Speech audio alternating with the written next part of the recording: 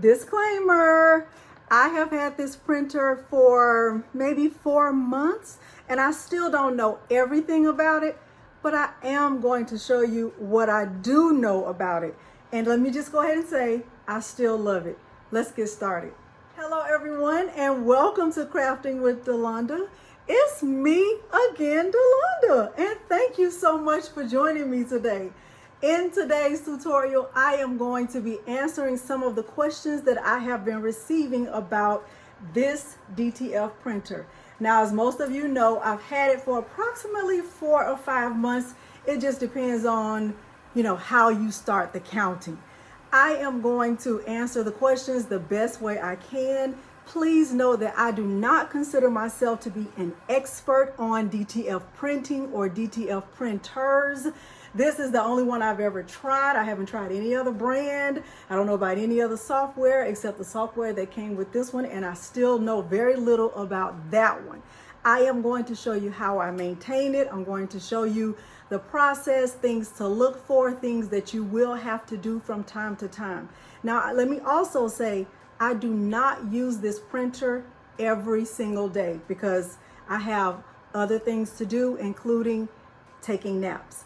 At the end of this video, if you find it helpful, please consider liking the video, subscribing to my channel, and turning on the bell for notifications because I do upload new content every single week. Now, without further ado, let's get started. Okay, first things first, let's talk about a wash update of the 4th of July butterfly. So you may remember that when I got my DTF printer set up, this was the transfer that I made in the video. So here is what the shirt looks like. Here's an up close view of it. It has been washed, I would say 3 or 4 times. I think I have lost count at this point, but let me show you a close-up of it. So I'm stretching it. This is a Gildan heavy cotton shirt. This is the DTF transfer. This was not done with a hack. This was printed right here on the A3 film using the powder and the DTF printer. So here's what the wash update looks like in case you are wondering. I also made the shirt that I'm wearing. This is a DTF transfer that I made with this printer right here. So there is that. Let's talk about this oven. Let's get a new view at my setup. So remember I said I purchased this table because it would hold everything. So my DTF printer stays right here at this end of the table. The printer came with this tray, and when the film goes through the printer, it lands perfectly right here on this tray. Once it comes out of this tray, I typically pour the powder and I go over to my heat press. My DTF printer came with this oven. The purpose of this oven is so that after you're finished pouring the powder, your image can cure right here in this space right here under the heat from the oven. I have not used that oven since I did the demonstration in that tutorial where I showed how to use it. I never use this oven, but I keep it here because it sets up very nicely and I don't have a reason to move it. I typically, like I said, I cure my DTF transfers under my heat press, okay? So let's move on and talk about maintenance. Let's look at the back of the printer. So essentially, this printer has 2 power buttons. There's one main power button right here, and then there's also a power button that's in front of the printer. I don't ever turn this power button off. I keep it on at all times.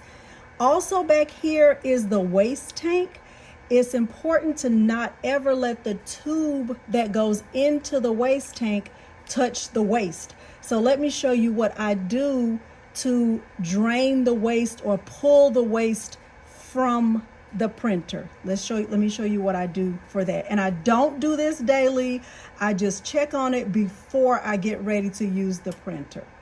I have the printer pulled away from the wall, and I am going to show you how I pull the waste ink away from the printer. But let me tell you the things that I keep close at hand when I'm going to pull the waste away. So I keep a pair of gloves. So I just have this box of gloves. It came with 100 that I purchased from Walmart. I just keep this over here. I don't really use it for anything else. I always have a paper towel over here close at hand. I keep the syringe, the one that has the orange cap, because that's the one that's going to fit in the tube that connects to the waste tank. And I also use this jar that I got from Dollar Tree, because that's what I put the waste ink in. So when I pull it from the tube, I always just make sure it goes into this jar. I haven't emptied this jar, so you might find that disgusting. I'm sorry.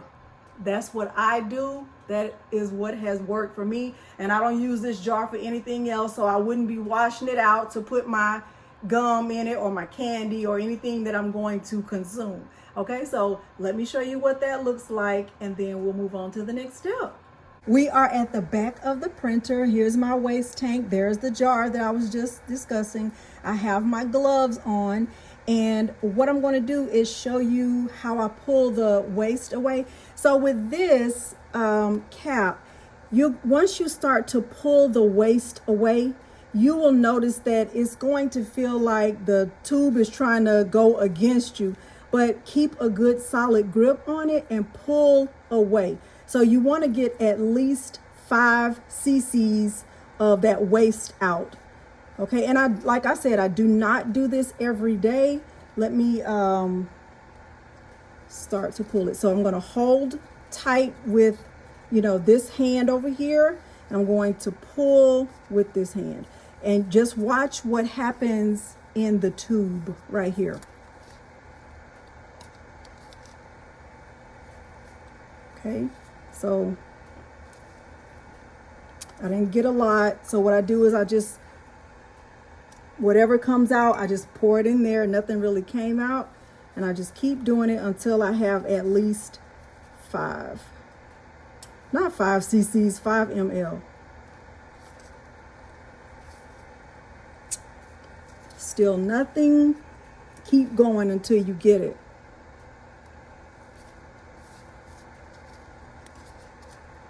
There it is.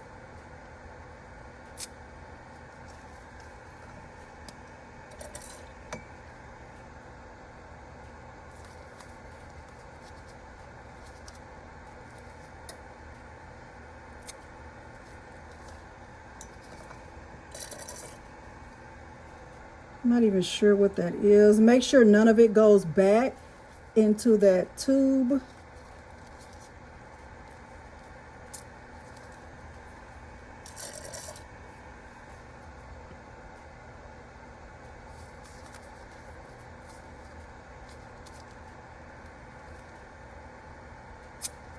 Okay. That's what I do. Then I just go and rinse this off.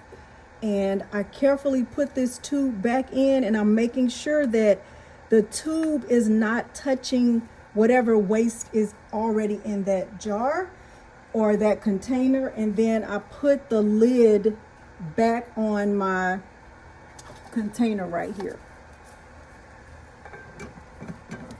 just in case it falls. I won't have a disaster behind my printer.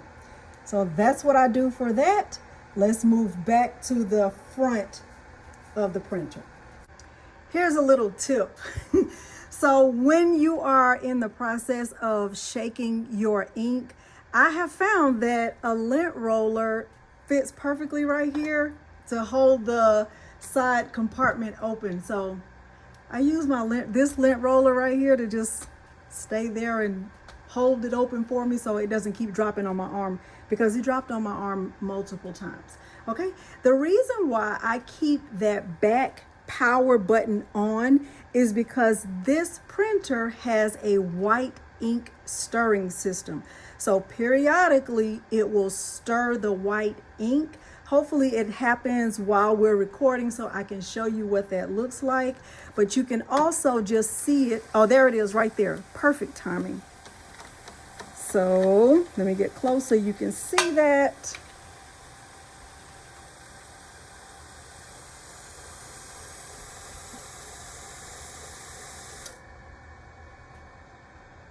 Hopefully you were able to see it very well.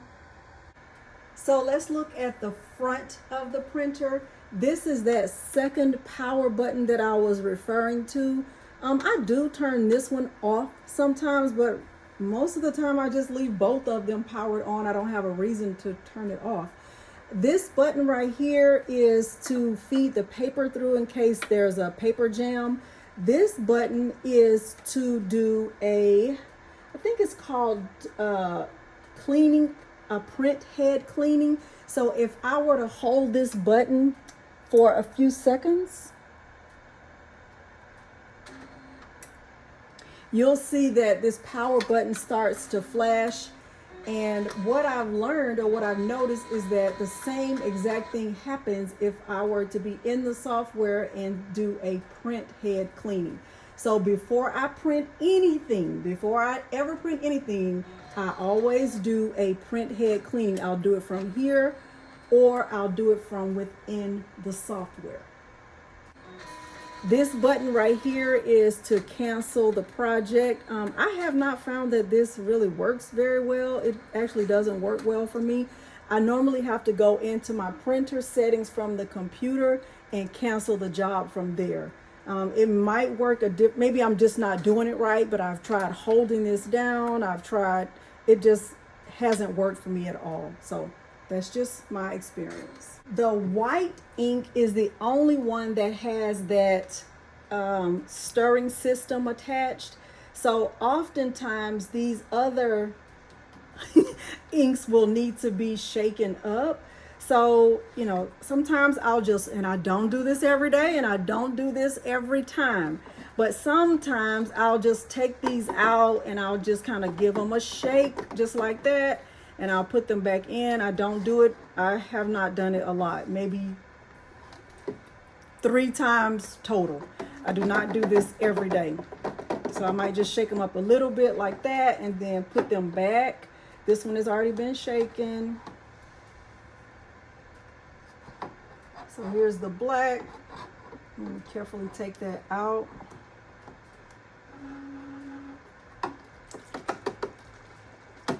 Shake it up. And the yellow.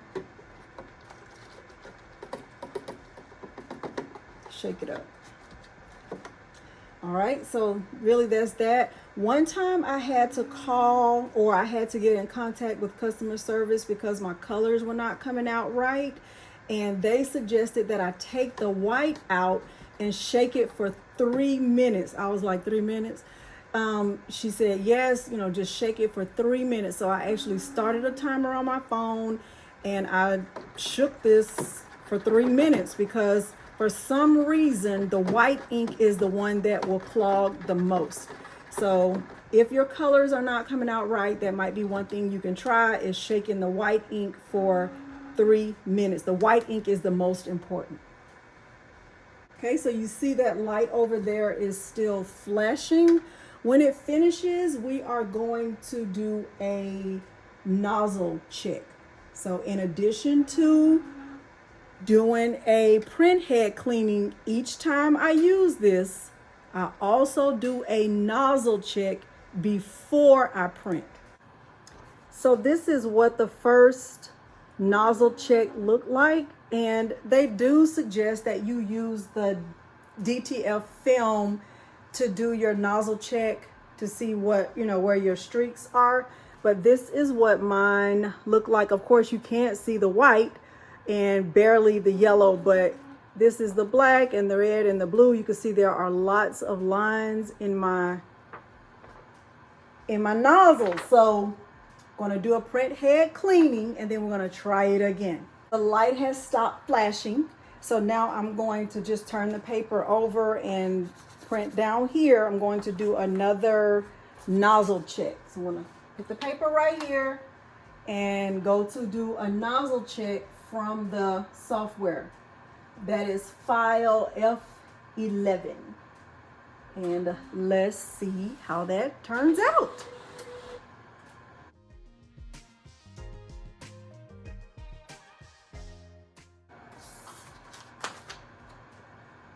It's looking really, really good.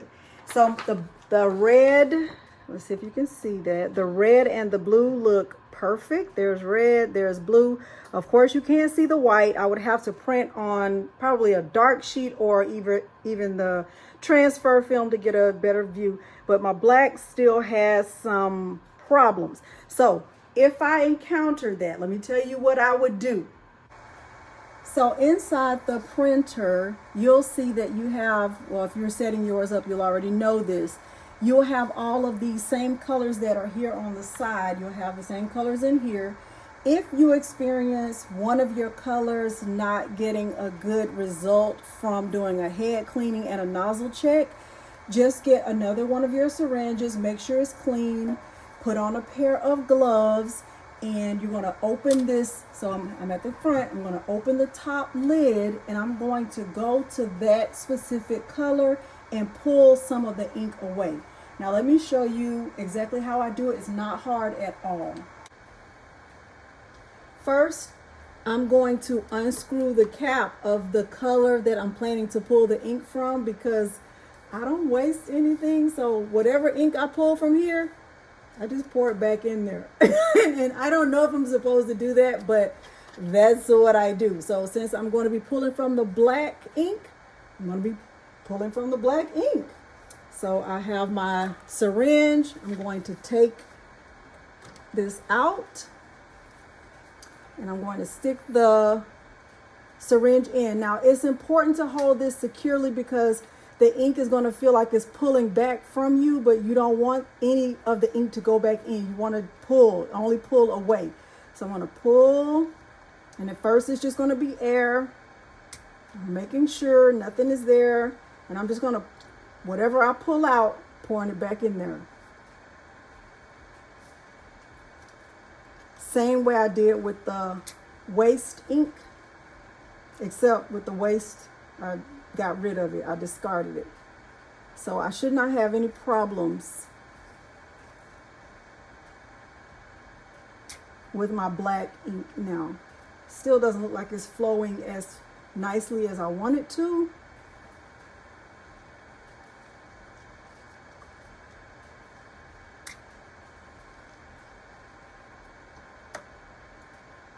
I'm going to keep doing this until I get a good flow. See a lot of air.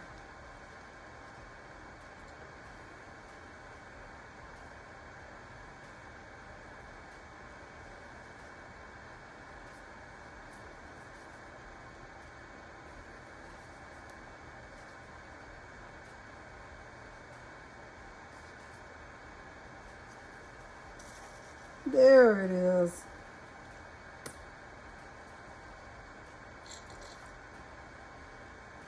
Okay, then I'll just put it back in there.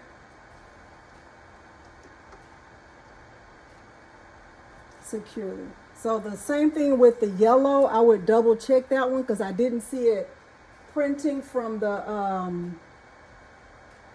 sheet. So I would just pull here. It looks like the ink has a good flow, but I could just double check it. I'll stick that in there. Make sure I can pull some of that ink out. See, it's flowing freely.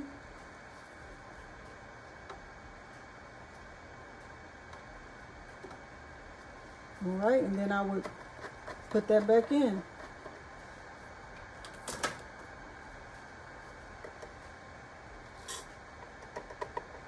Just like that. Put the cap back on.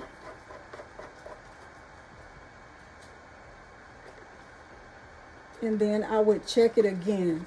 So I would do another nozzle check. And since I've already used the back of this paper, I would just turn it around, use the front.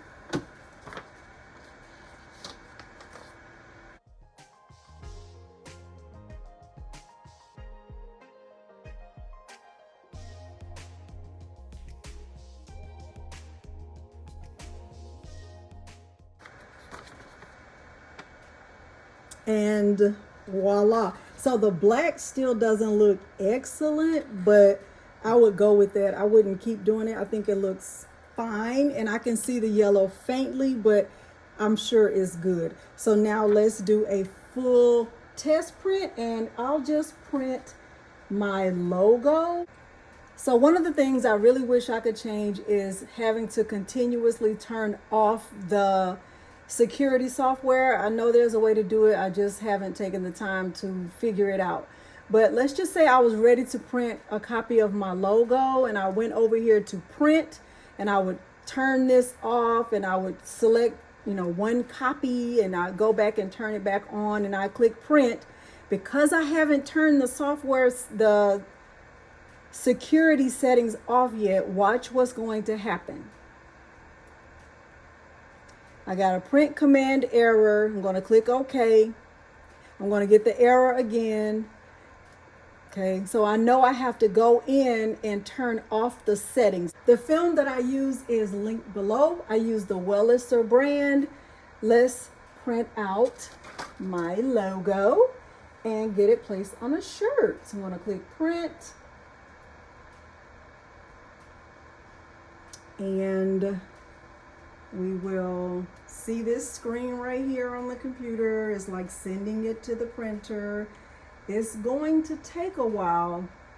It actually takes a while for it to print, but once it starts printing, I'll open up the printer so you can see what that looks like.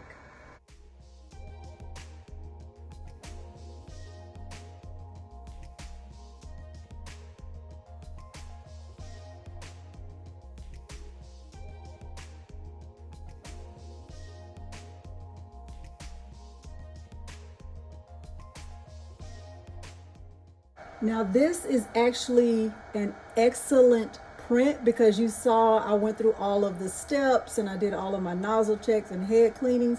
Let me show you what one looks like, the same exact image without the white. So I printed this without going through all the steps, and I hadn't used the printer in a couple of days.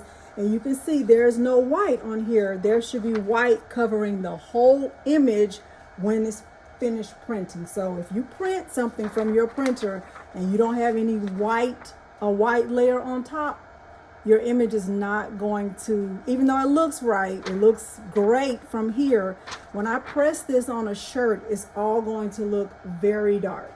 Okay, so just so you can know that. Now the next thing I would do is I would get the powder poured on. I would use protective equipment. So you want to have, gloves, you want to have like an air filter or an open window or a well ventilated area. You want to use all of the protective equipment because inhaling the powder is not good for your lungs, especially once it's under the heat. So make sure you have all of the protective equipment that you feel is necessary for yourself. I have my small aluminum pan here, and then I have the larger one just to catch any of the excess powder that comes out. I'm going to carefully remove the image from the tray, and I am going to start to pour the powder on, and I'll shake it, and then I'll put it under the heat press and let the powder start to melt. I am going to speed this part up.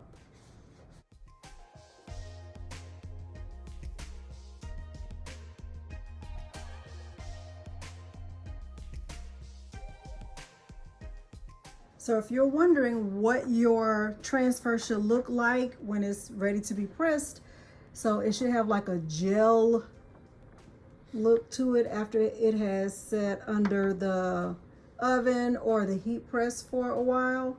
And I just typically let mine sit there for about a minute or so. You can see it better right here. Okay, so now I am going to cut these two apart and get ready to press it on my shirt. The heat press is heated up to 350 degrees. I am going to speed the rest of this up. I am going to be placing this transfer on a black medium heavy cotton Gildan shirt.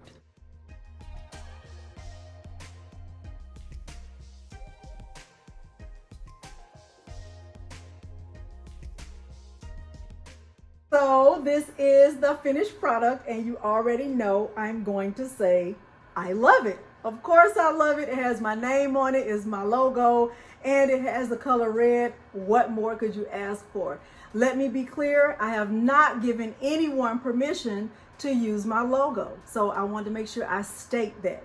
All right, so let's talk about the printer and kind of do a recap.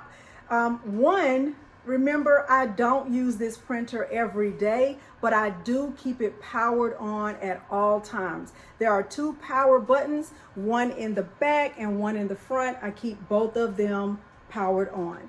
Number 2, with regards to the waste tank in the back. So it's important that the tube that goes into the waste tank doesn't actually touch the waste, because it could make the waste go back through the tube, and that would just be a nightmare and a disaster, and we don't want that.